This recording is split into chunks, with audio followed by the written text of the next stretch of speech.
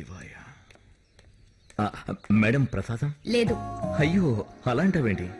ఓ ఎంత బాగా డ్రామా ఆడారు. నిజం చెప్పాలంటే నా మనసంతా నువ్వే. ఫీజు కట్టలేనందువల్ల నన్ను వరండాలో నిల్చోబెట్టినప్పుడు నువ్వు నా కోసం ఫీజు కట్టడం, నేను నా ఫ్రెండ్స్ తో కలిసి ఆడుకుంటున్నప్పుడు నా వెనకాలే వచ్చి ఎవరికీ తెలియకుండా నా తల్ల పువ్వు పెట్టి వెళ్ళావే, అది గుర్తుందా? నేనంటే అంత ఇష్టమా? ఆ రోజు నీ మనసులో ఏముందో నాకు అర్థం కాలేదు, కానీ ఇప్పుడే అర్థమైంది నీ మనసంతా నేనే ఉన్నానని. ఆ దుబాయ్ హుడితో నా పెళ్లి జరగకుండా ఉండాలని మీరు ఎన్నెన్ని ప్లాన్లు వేశారు. కోటేశ్వరరావు కొడుకు బాబీతో లింక్ పెట్టి నా పెళ్లి చెడగొట్టగలిగే మగాడు ఈ ఊళ్ళో ఒకే ఒక్కడున్నాడు. అదెవరో నాకు బాగా తెలుసు.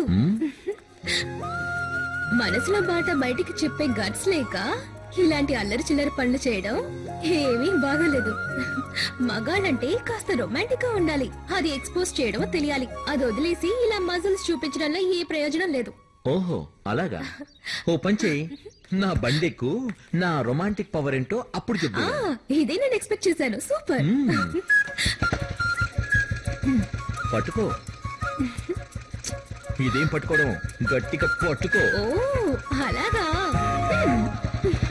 ఓ షిట్, ఇలాంటి చీఫ్ సెంటిమెంట్స్ పెట్టుకుంటూ పోతే మన హాస్పిటల్ ఎప్పటికీ డెవలప్ కాలేదక్క.